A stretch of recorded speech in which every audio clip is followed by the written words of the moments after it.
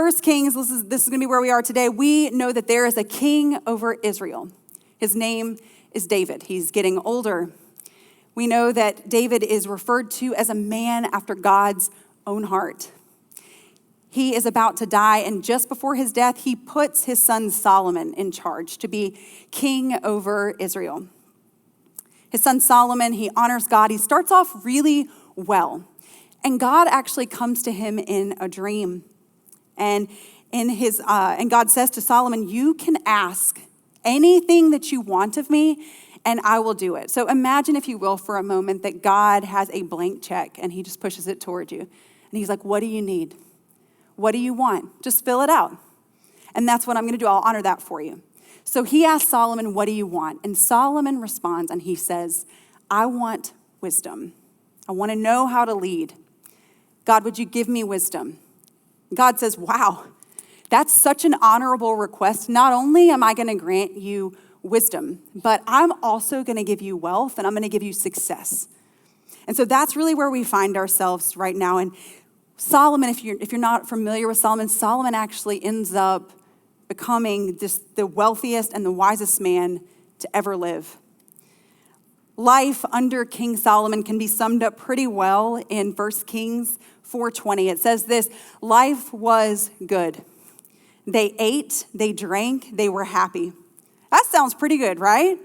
"The people of Judah and Israel were as numerous as the sand on the seashore. They ate, they drank, they were happy." That sounds all right. Solomon then builds a temple for God. This was something that his father David wanted him to do. And then he builds a house for himself. Everything is going great for Solomon. And then chapter 11 hits. In chapter 11, everything changes. I would encourage you to go in and read it for yourself. It gets crazy. Solomon, he begins to lust for women and for power, and his heart begins to turn from God. Now, God had promised Solomon, just like he'd promised David and the generations before, "If you are obedient to me, I will bless you. You will never fail to have a son sitting on the throne." But Solomon's heart has turned.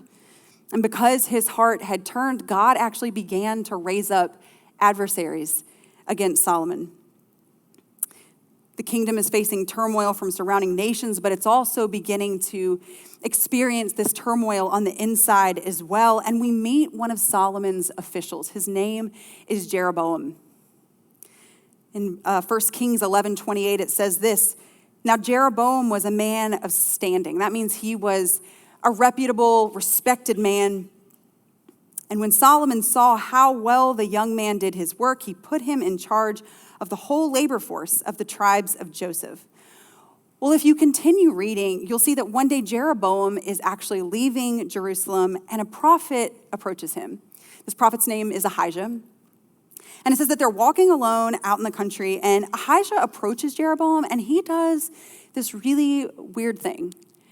He has this new cloak on, like fit check. He has a new cloak on, and he actually tears it up into 12 pieces. And he gives 10 of those pieces to Jeroboam. And he's basically saying, listen, because of what Solomon has done, the Lord is actually going to take 10 of the 12 tribes and he's going to give them to you, Jeroboam. And you may be thinking, why would God do this? Solomon is like God's guy. Why would he do this? Well, verse 33 tells us, this is 1 Kings 11:33. "I will do this because they have forsaken me and worshiped Ashtoreth, the goddess of the Sidonians, Chemosh, the god of the Moabites, and Molech, the god of the Ammonites, and have not walked in obedience to me, nor done what is right in my eyes, nor kept my decrees and laws as David, Solomon's father, did." You need to know that God gave them very specific instructions. They're not to mix with surrounding nations. You don't marry their people. You don't take on their gods. Why? Because it would cause their heart to turn away from God. And they were to have no other gods but him. But now they're beginning to worship Ashtoreth. Who is Ashtoreth? Well, Ashtoreth was known as the moon goddess. This was a false god. And if you were going to worship Ashtoreth, it included things like sexual immorality, prostitution, divination, fortune telling, all things that the people of God were supposed to distance themselves from and stay away from. Chemosh was known as the destroyer or the fish god, and part of worship towards Chemosh included human sacrifice, which, that's not good, right? And then Molech. We've got Molech. Molech was like the worst of the worst of the worst. Molech represents the most repulsive acts in God's sight. To worship Molech would be ritual sacrifice, sacrificing children to this pagan god. They believed that if you sacrificed your firstborn, then you were ensured financial prosperity. And then we have God who is like, no, this is not okay. This is not part of my plan for you. But let's just be real for just a second. I think that we often think that we've evolved past the people in these ancient stories, but if we're honest, have we really? I think we still worship the gods of sexuality. I think today we still devalue life. I think today we still look at power and prosperity and think that's what it is. That's what it's all about. We've rejected God's commands and replaced them with what feels good, with what feels right in our own eyes. And we've essentially said, thanks, God. But you know what? We've got it from here. We'll take it from here.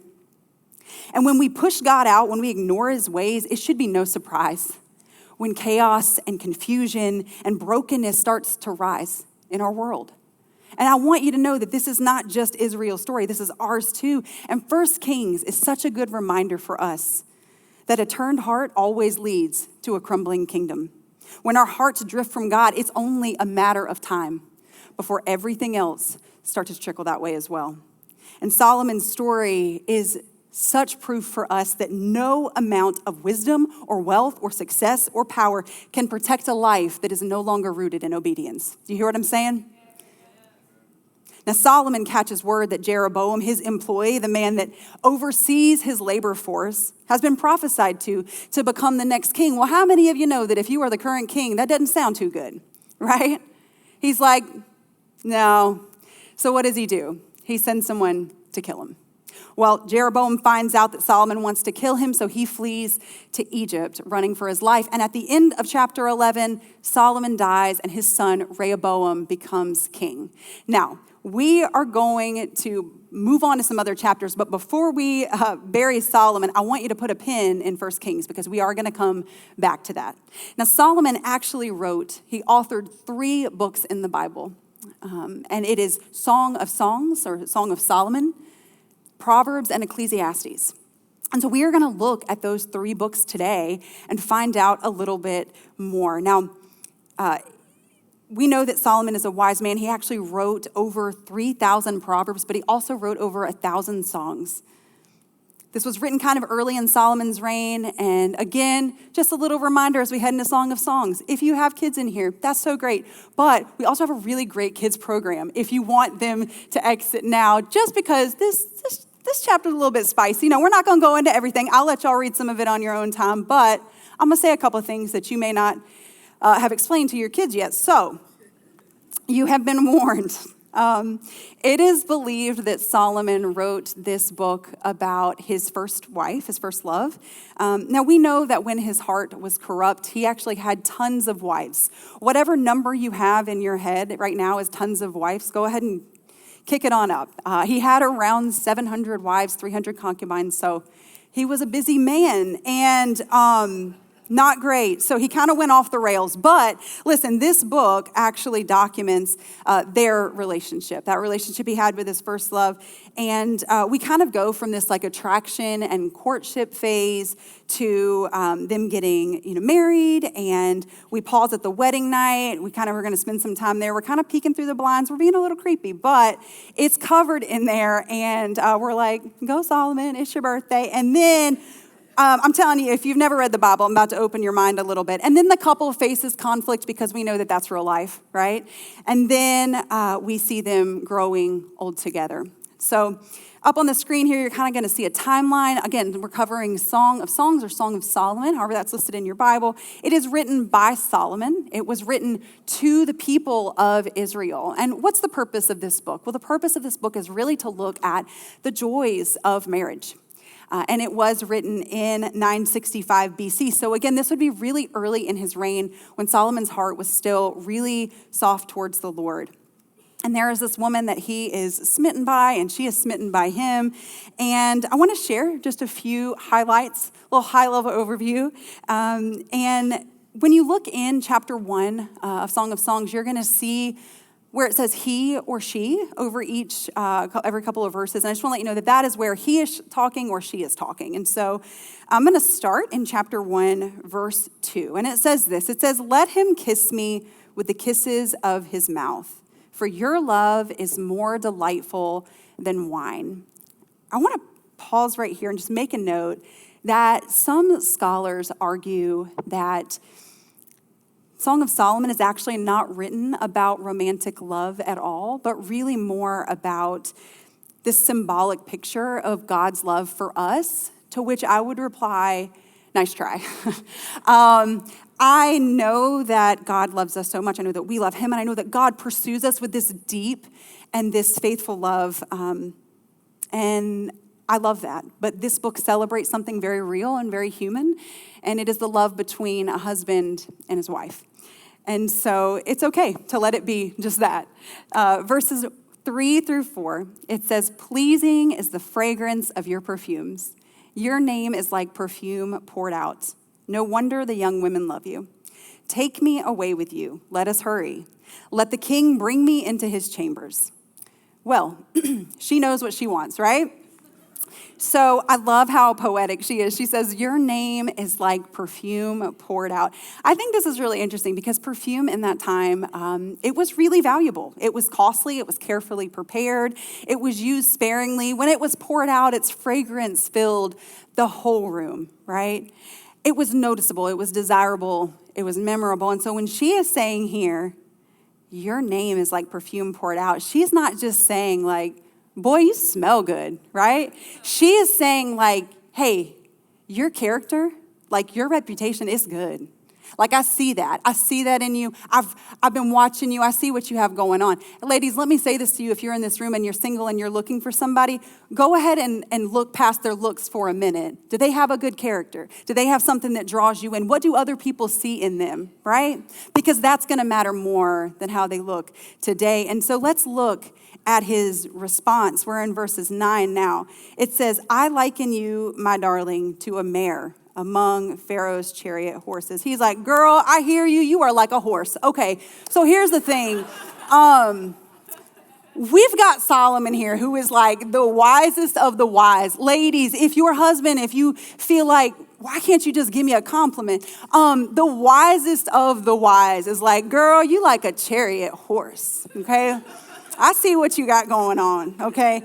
Now, I want to tell you in this moment that, for real, Solomon, he had around over 16,000 horses. So he knew a good one. You know what I'm saying?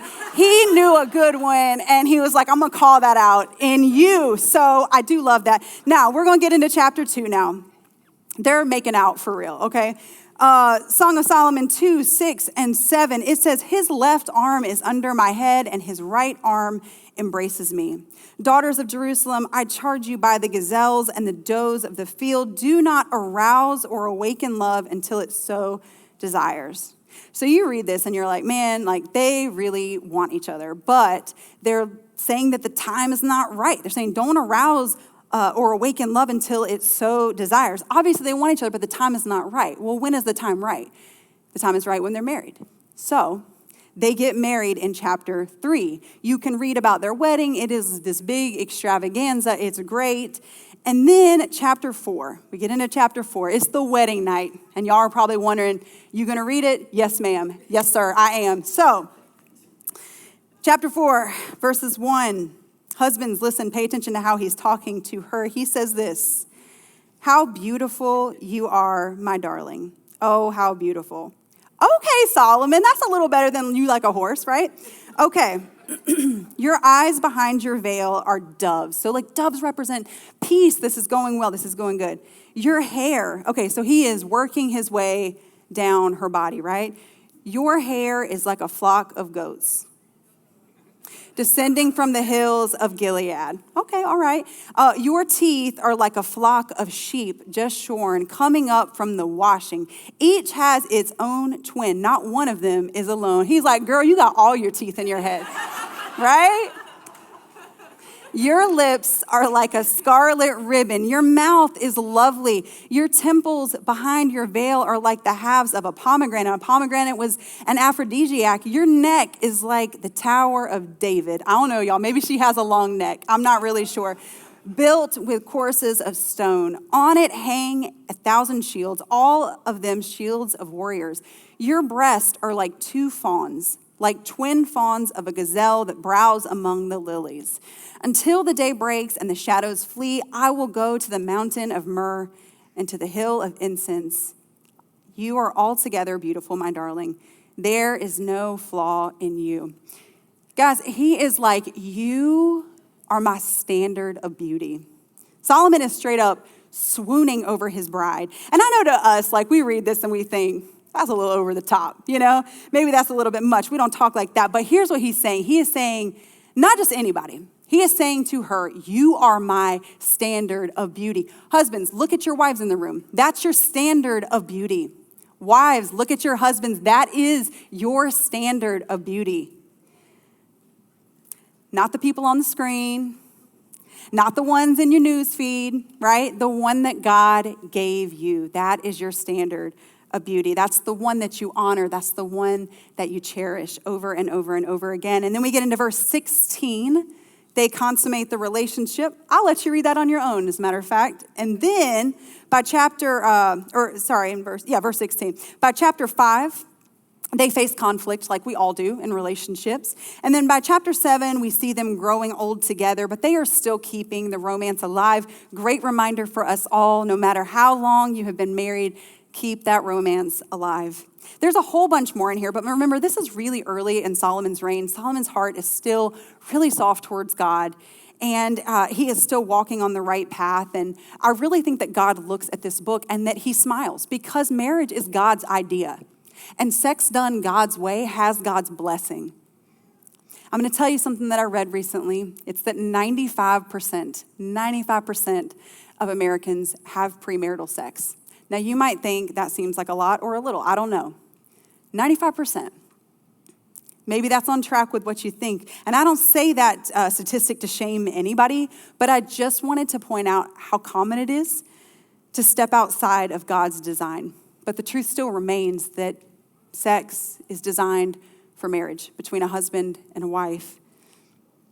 Sex was created for the covenant of marriage. It is meant to be a powerful bond of trust, of safety, and of intimacy.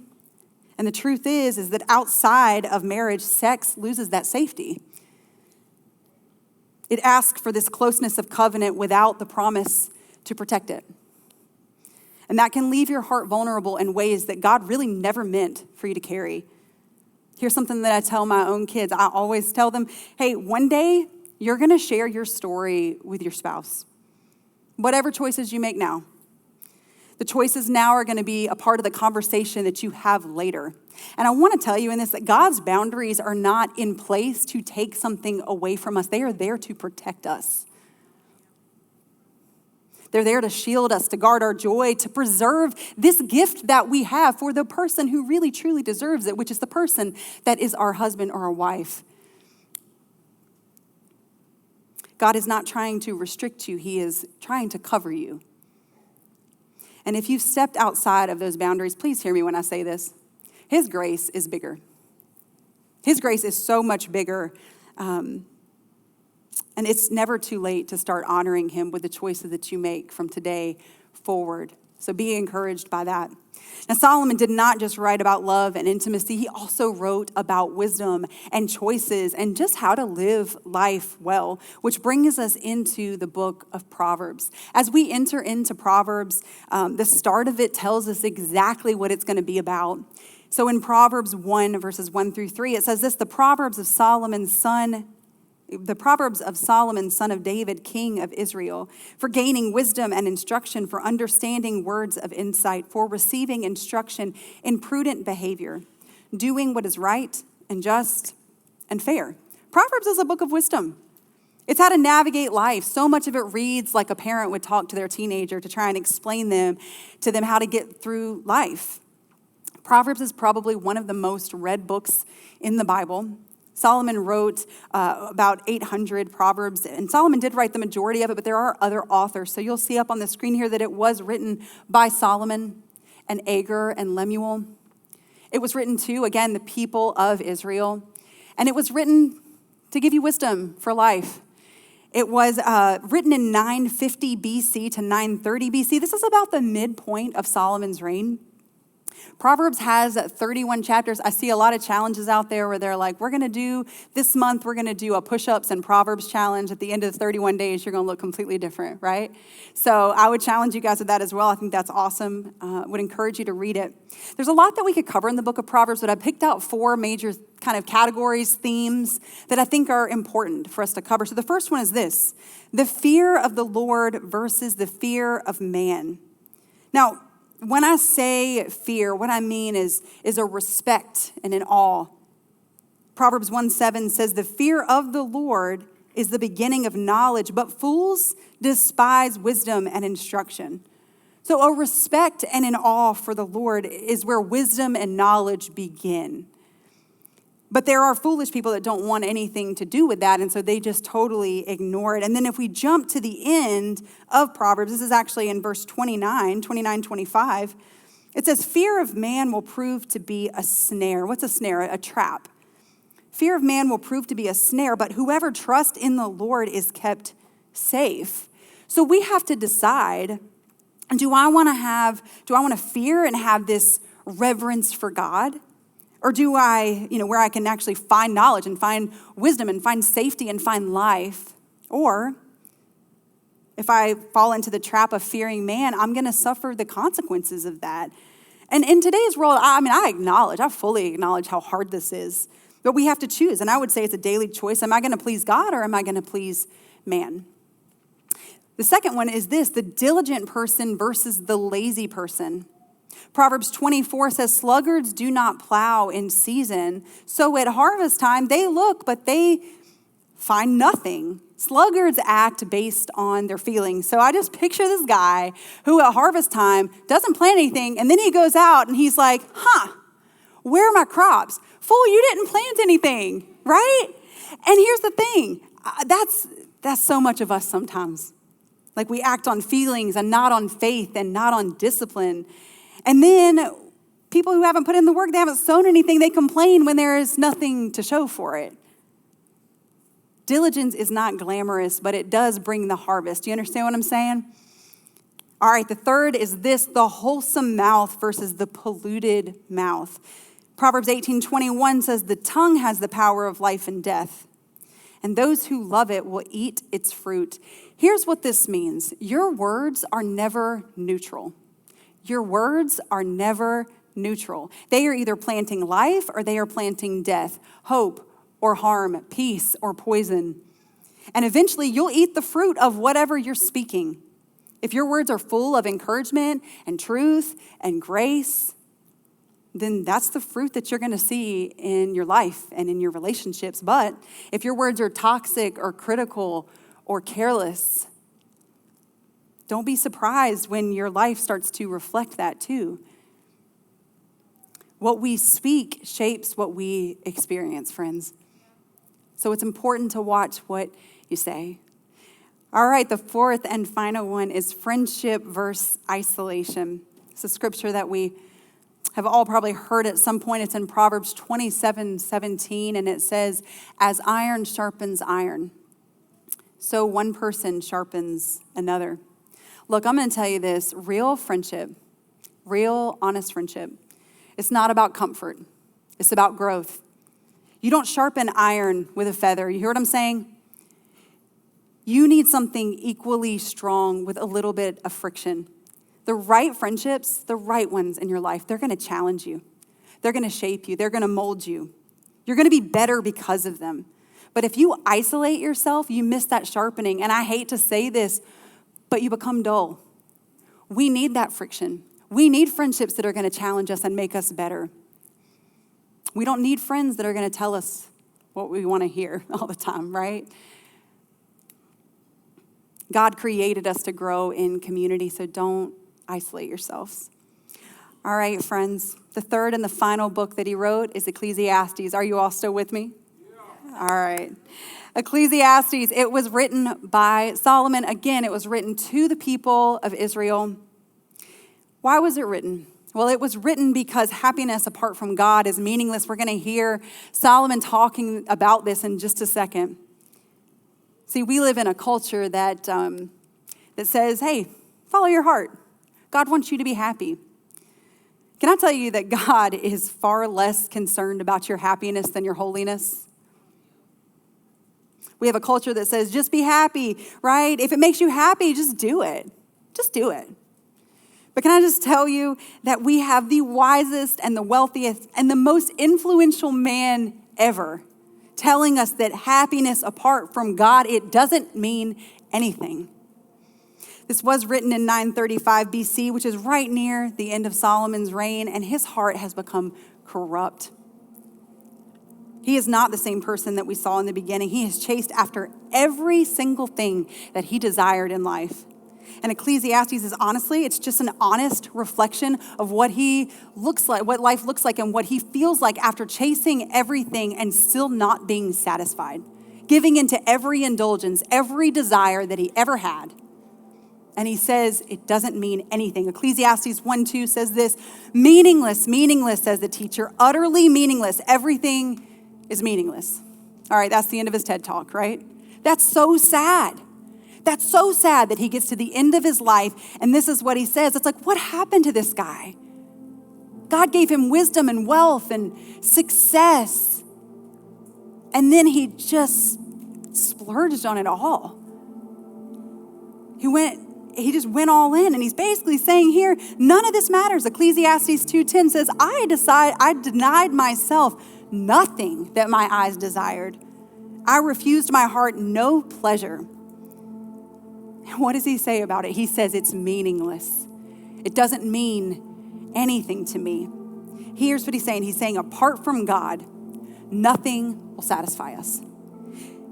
There is nothing that can fill that God-shaped hole inside of his heart except for the one who made it. We get to the very end of Ecclesiastes, and here is how he sums it up. Here's how he brings it to a close.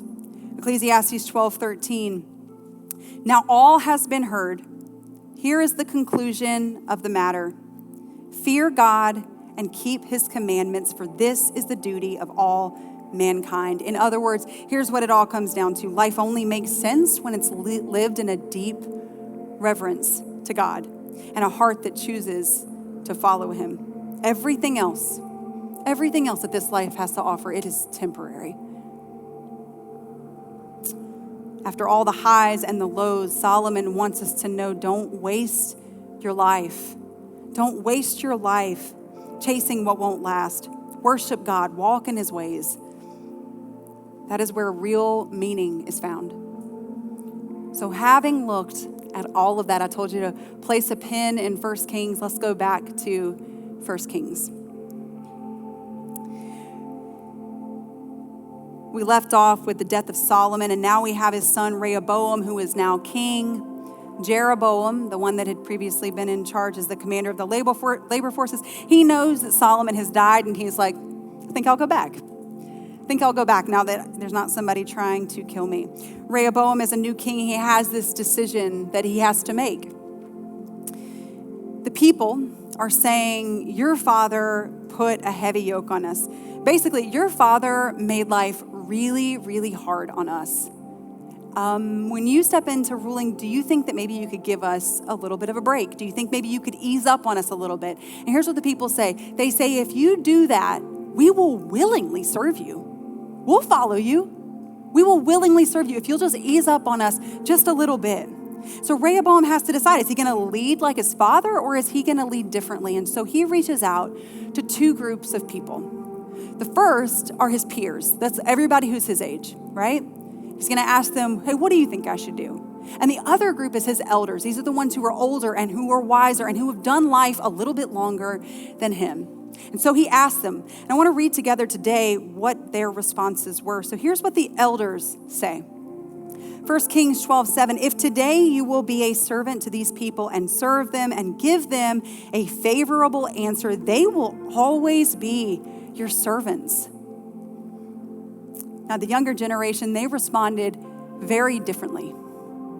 1 Kings 12:10 and 11, the young men who had grown up with him replied, these people have said to you, your father put a heavy yoke on us, but make our yoke lighter. Now tell them, my little finger is thicker than my father's waist. My father laid on you a heavy yoke. I will make it even heavier. My father scourged you with whips. I will scourge you with scorpions. What advice do you think that he followed? This says a lot about it being really important who you take wise counsel from or not. He listened to his friends. He listened to his peers. Now, this turn of event actually really brought to fulfillment what God told Jeroboam. Remember Jeroboam? Ahijah told Jeroboam, hey, God told me to tell you, I'm going to give you 10 of the 12 tribes. So this brought that to fulfillment. God's like, okay, you don't want to obey me? I'll remove my hand and I'm going to take it from you. So sure enough, Rehoboam starts enforcing these harsh new rules. He actually has a new commander now, and he sends this new commander to tell the people, hey, taxes are going up. Punishments are going to get harsher. You better deliver, or else. Well, guess what happened to the messenger? They killed him. They stoned him. How do you know if your policy isn't being received well? When they kill the messenger, right?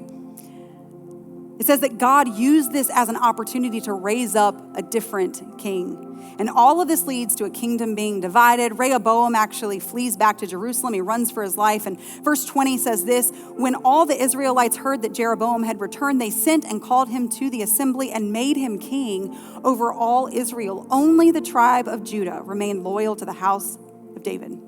So Jeroboam becomes king of the north. He's got 10 tribes. Rehoboam has the tribe of Benjamin, and only the tribe of Judah remains loyal to the house of David.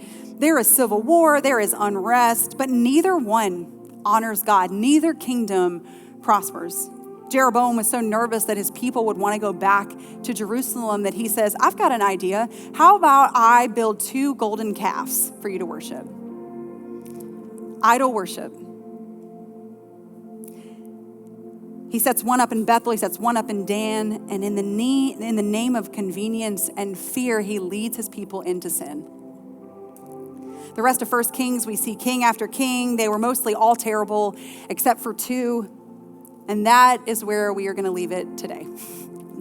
We will pick up more next week, but there are 3 takeaways I want you to have as we head out today. Because as we look back on the life and the legacy of Solomon, there really are 3 big truths that I don't want us to ignore. The first is this: wisdom is a gift, but obedience is the goal. Solomon was given a supernatural wisdom by God. Remember in the beginning of the message, I told you Solomon asked for wisdom. God gave him that and beyond that. This wisdom became what Solomon was known for. People traveled from all over the world to hear him speak, to witness his brilliance. But here's the catch. He had access to God like no one else, but knowledge doesn't equal surrender. You can know all the right things and you can still drift if you're not willing to walk in them. Wisdom tells you what to do, but obedience is choosing to do it even when it's hard. So this is the message for us. Don't just pray for wisdom. Pray for courage to obey it. Because you can know what's right and you can still lose your way. The second is this: a spiritual moment is powerful, but a faithful direction is what sustains you. Listen, Solomon started strong. His reputation was legendary. He was the wise king, right? He was the temple builder. He was the one that God appeared to twice, but somewhere along the way, his heart shifted. And your walk with God is not just made up of this one spiritual moment. If you're in here today and you follow Jesus, I want you to think about that moment when you just knew that you knew that God was real, that Jesus was real. And from that day on, you could not follow him. I want you to think about that moment. Are you in that moment with me? It doesn't matter how well you start if you don't stay faithful in the long run.